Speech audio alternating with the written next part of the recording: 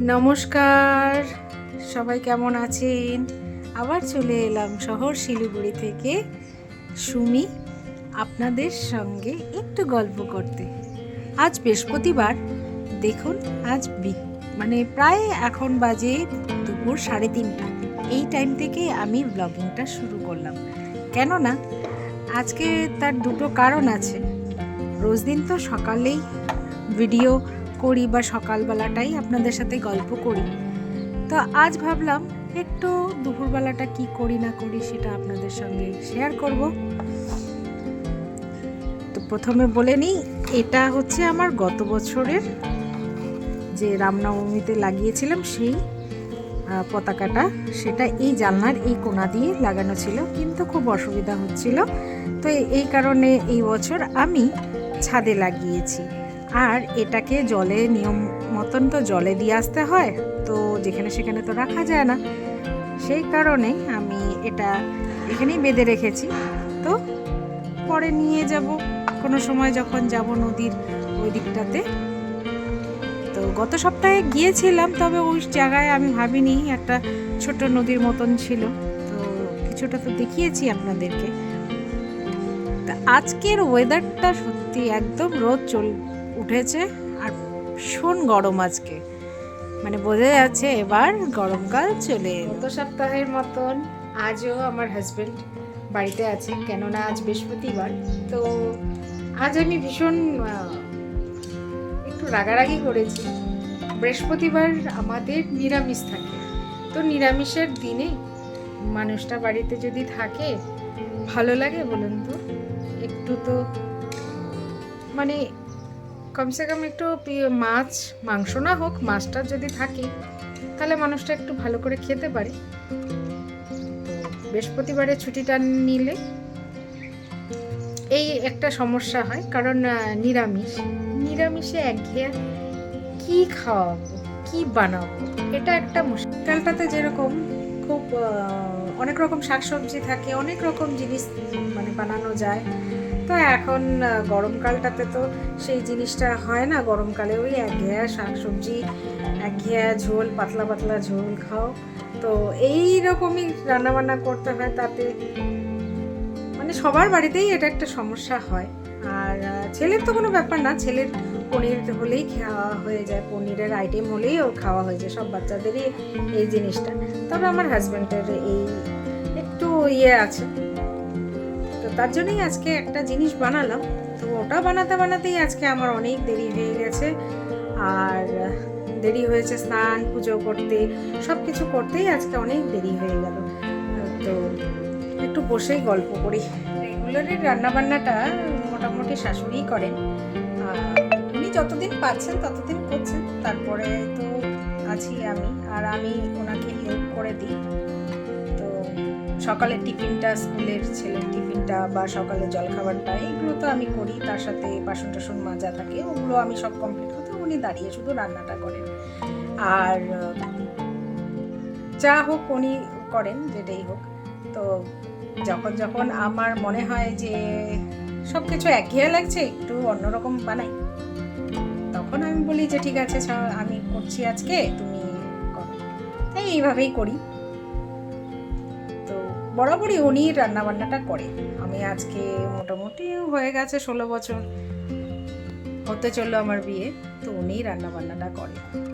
ওনাকে আর কিছু বলার নেই এখন বর্তমানে। এখন যতদিন উনি মনে হবে করবে, করুক, পারবে যতদিন ততদিন করুক। এটাও তো একটা কি বলবো, মন মানসিকতা সব ভালো রাখার বিষয়। উনি রান্না টান্না করলে উনি খুব ভালো থাকেন, উনি ফিল করেন সেটা। উনি বলেন যে আমি যদি রান্না টান্না না করি তাহলে আমি একদম চুপচাপ বসে থাকতে পারি না। আর আগেকার দিনের মানুষ তো, ওর জন্য রান্নাবান্না করা, কাজ করা, সবসময় অ্যাক্টিভ ছিলেন আমার শাশুড়ি।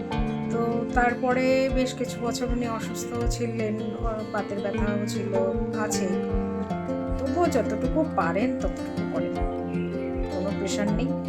যখন উনি শরীর টরীর খারাপ থাকে তখন আমি করি, তখন তো কোনো দ্বিমত হয় না, তখন আমি করি। তবে আজকে মনে হলো হলো যে একটা কিছু বানাই, তো তার জন্য একটা ছোট্ট জিনিস বানালাম, সেটা হচ্ছে পনির দিয়ে স্টাফ আলু বানালাম। তো এখনও আমাদের খাওয়া হয়নি, ছেলে আসবে, ছেলে এখনও আসেনি, ছেলে এলে তারপরে ওনাকে ছেলের সাথে, ওর বাবাও খায়নি একটা দিন সপ্তাহে, তো বলে যে একটা দিন সপ্তাহে পাই, ছেলেটার সাথে তো বসে একটু খেতে ইচ্ছা করে, তাই উনি ওরা ছেলে আসুক তারপরেই খাওয়া দাওয়া হবে। তো এটাই, এই ফাঁকে আমি একটু ফাঁকা বসে আছি, তাই ভাবলাম একটু আপনাদের সাথে গল্প করি। কাল আমার ছেলেকে স্কুল থেকে একটা ছোট প্রজেক্ট দিয়েছে, প্রজেক্ট মানে ওটা ওখানে বসে মানে ওকে স্পিচ দিতে হবে, সেই স্পিচটা দেওয়ার জন্য ওকে রাত্রি মোটামুটি 11:30 পৌনে 12টা পর্যন্ত সেই স্পিচটাকে রেডি করতে হয়েছে। রেডি করার পরে আজকে ও স্পিচটা দেবে, তার জন্য গিয়েছে, জানি না কেমন হবে, তবে এখন ওকে সেক্রেটারি বানিয়েছে, মানে ক্লাস 8 সেক্রেটারি বানিয়েছে। তো জানি না কিভাবে কি দায়িত্ব সামলাচ্ছে, মানে ওদের 3টা ইয়ে আছে, 3টা না সরি 4টা হাউস আছে, হাউসের সেক্রেটারি হিসাবে করেছে, তো দেখাশোনা করতে হচ্ছে। তো মেনলি বাচ্চারা যাতে ডিসিপ্লিন থাকে বা ডিসিপ্লিনটা আদার্স বাচ্চারা মেনটেন করে, তার জন্যই এই সেক্রেটারি বানানো। তো সেক্রেটারিটা যে বানিয়েছে, তো আমি দেখি আজকে এলে বলবো কি হয়েছে, আজকে একটু রিভিউ নেব। তবে ওর তো আবার বিকালবেলা থেকে পড়া আছে, তো ভেবেছি স্কুল থেকে আসার সাথে সাথেই প্রশ্নগুলো করব, কেননা এরপরে ও ব্যস্ত হয়ে যাবে, এরপরে আবার পড়াশোনা আছে, পড়াশোনার পরে আজ তো বৃহস্পতিবার, কোনো টিচারের ছুটি নেই, তারপরে আরও সময় পাবে না, মানে মোটামুটি 3:30 প্রায় এখন বেজে গেছে, তো 3:30 5টা থেকে আবার পড়া আছে, এসেই খেয়ে দিয়ে হুড়তাড় করে চলে যাবে পড়তে, একটু রিভিশন করে নিয়ে চলে যাবে পড়তে। তো তার জন্য ভেবেছি একবারেই ওকে জিজ্ঞাসা করব। চলুন, এবার মনে হয় ও চলে এসেছে, যাই দেখি, ও মনে হয় চলে এসেছে।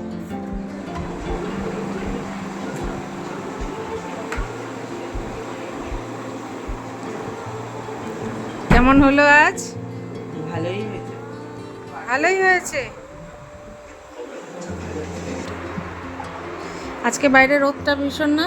হ্যাঁ, তো আজকে যে প্রোগ্রামটা ছিল, সেই প্রোগ্রামটাতে কি ছিল, মানে মেন কিসের উপরে বলেছো তুমি?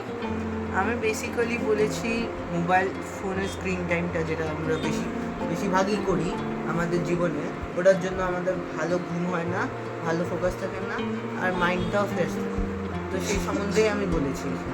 আচ্ছা, তো আজকে এটা মানে আর কি আছে নাকি, আর মানে আজকেই ফার্স্ট প্রোগ্রাম ছিল আর আজকেই লাস্ট প্রোগ্রাম ছিল, মানে এটা স্পিচ আর তো করতে হবে না এটা এবার নেক্সট ইয়ার? আচ্ছা, দেখি তোমার ব্যাচটা দেখো। সেক্রেটারি